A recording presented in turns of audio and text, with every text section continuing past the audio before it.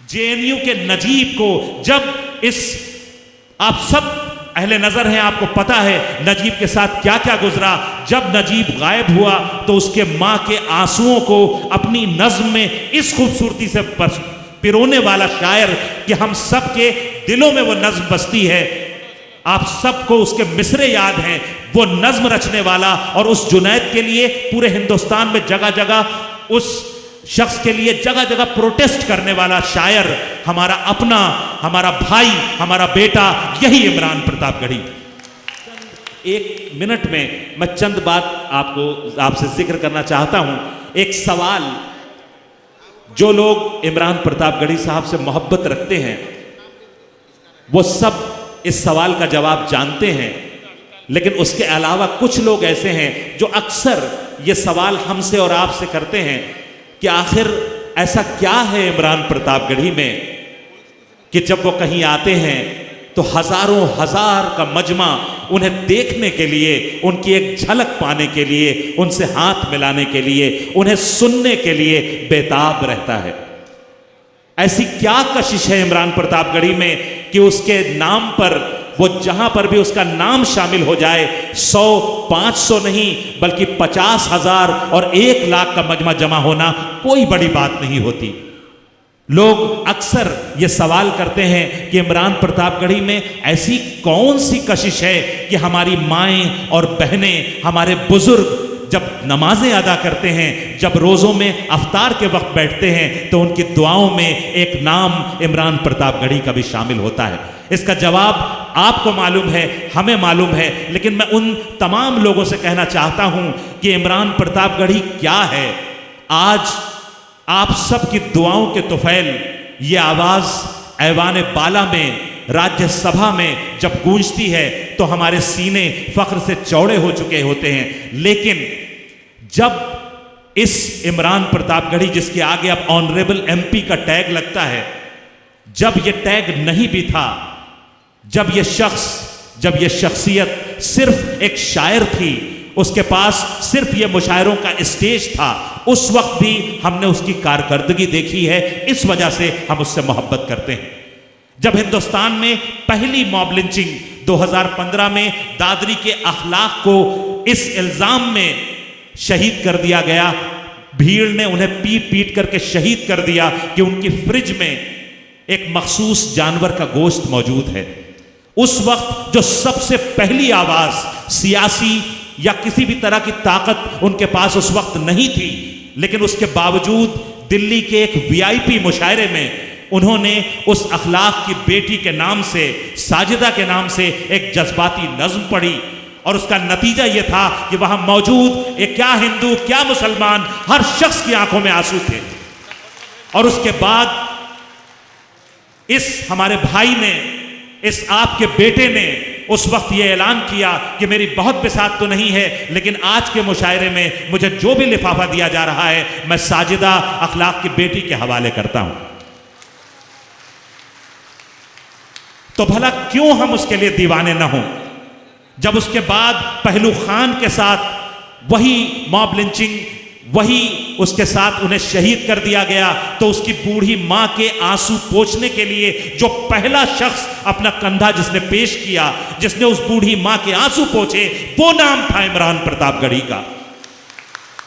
और न सिर्फ ये कि उनके आंसू पोंछे, बल्कि इनके लिए हर महाज पर, वो कानूनी जंग लड़नी हो या समाज में सरवाइव करने के लिए भारी माली मदद की जरूरत हो, दोनों इस हमारे भाई ने, इस आपके बेटे ने हमेशा फराहम की।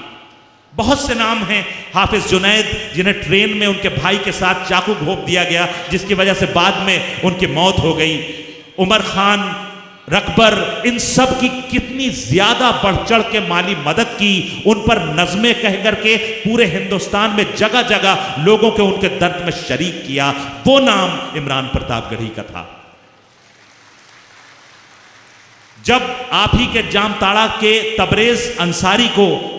लिंच किया गया, उस पर इल्जाम लगा करके झूठा, और उससे नारे लगवाए गए, तो जो पहला शख्स पूरे हिंदुस्तान में, जो पहली आवाज आपके उस झारखंड के उस मजलूम के लिए गूंजी, वो आवाज थी इमरान प्रतापगढ़ी की।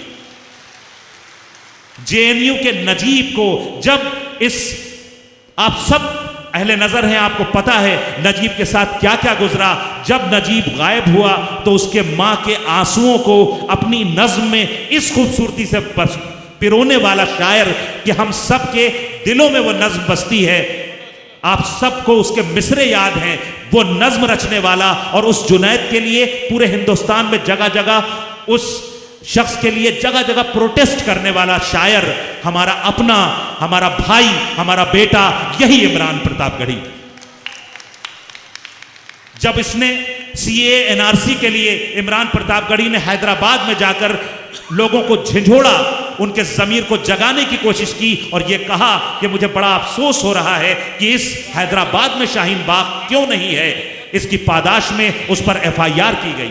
जब सीए एनआरसी के लिए वो जगह जगह पर प्रोटेस्टों में शामिल हो रहा था, रैलियों में शामिल हो रहा था, तो यूपी गवर्नमेंट की तरफ से 1 करोड़ रुपए का उसके खिलाफ नोटिस भेजा गया। लेकिन उसके बावजूद आपका ये भाई, आपका ये बेटा पूरे हिंदुस्तान में बेखौफ होकर घूमता रहा और 67 सभाएं,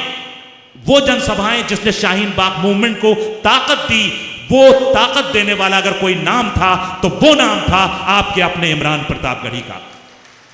और ये सब उस वक्त हो रहा था जब उसके पास कोई ताकत नहीं थी। और जब से वो सियासत में हैं, आप यकीन करें कि एक शख्स का ख्वाब होता है कि वो एमपी, मेंबर ऑफ पार्लियामेंट कभी बन जाए, और जब वो बन जाता है तो उसकी जिंदगी में एक ठहराव आ जाता है। मेरी खुशनसीबी है कि इमरान प्रतापगढ़ी साहब मुझे दोस्त रखते हैं, आपके घर तक मेरी रसाई है, जाना आना रहता है। आप यकीन करें, यह शख्स, इसे मैंने उस पहले तो फिर भी कुछ आराम करते देखा है, लेकिन जब से उसने सियासत में कदम रखे हैं, जब से राहुल गांधी जी ने, माननीय राहुल गांधी जी ने उन्हें यह जिम्मेदारी दी है राज्यसभा की, तब से यह शख्स कब सोता है, कब आराम करता है, किस वक्त ये अपने जिस्म को सुकून देता है, मुझे समझ में नहीं आता। मुझे याद आते हैं तेलंगाना के इलेक्शंस, जिसे अपनी अना का मसला बना लिया था हमारे भाई ने, इमरान प्रतापगढ़ी साहब ने। रात दिन डॉक्टर ने आपको सख्ती से मना कर दिया था कि आप न निकलें, आपके ड्रिप के वो लगा हुआ था और वीगो, और उसके बाद वो रात में आकर के ग्लूकोज चढ़वाते थे, दवाएं लेते थे और दिन भर रैलियां करते थे, लोगों को झंझोड़ते थे। और उसका नतीजा ये है कि आज तेलंगाना में हम देख रहे हैं कि हमारी नफरतों की वो सरकार हट गई है और अब उसकी जगह मोहब्बतों के लोग वहां पर काबिज हुए हैं। मैं बहुत कुछ इनके बारे में बता सकता हूं, बस एक बात मैं माफी चाहता हूं इमरान प्रतापगढ़ी साहब से जो कहने जा रहा हूं, क्योंकि कई काम हैं जो वो बहुत खुफिया, मैं उसी का जिक्र करने जा रहा था। सीमांचल के हमारे भाई यहां पर मौजूद हैं। मैं एक बात आपको और बताता चलूं कि सीमांचल में जब बाढ़ आई और जिससे हजारों और लाखों लोग मुतासिर हुए, हुकूमत बाद में वहां पर आई है। सबसे पहला शख्स जो अपनी झोली में जो कुछ उसके पास था वो लेकर के माली मदद हाजिर हुआ और लोगों के आंसू पोंछे सीमांचल के बाढ़ पीड़ितों के, वो शख्स था यही आपका इमरान प्रतापगढ़ी। और एक आखिरी बात वो मैं गुजारिश कर दूं आपसे, जो बहुत कम लोग, जो बहुत खास, यहाँ पर सुशील भाई बैठे हुए हैं, शमीम भाई बैठे हुए हैं, गिनती के कुछ लोग हैं, जीनल साहिबा हैं, ये हम लोग शायद जानते हैं, उसके सिवा कम लोग जानते हैं कि न जाने कितने लोग हैं जो हिंदू और मुसलमान की तखसीस के बगैर, न जाने कितने लोग हैं जो इलाज के लिए दिल्ली आते हैं और उनकी किस तरह से इमरान प्रतापगढ़ी, ये आपका भाई, आपका बेटा मदद करता है। और न जाने कितने ऐसे बच्चे हैं कि जिनकी पढ़ाई का खर्च आपका यही भाई, आपका यही बेटा उठा रहा है।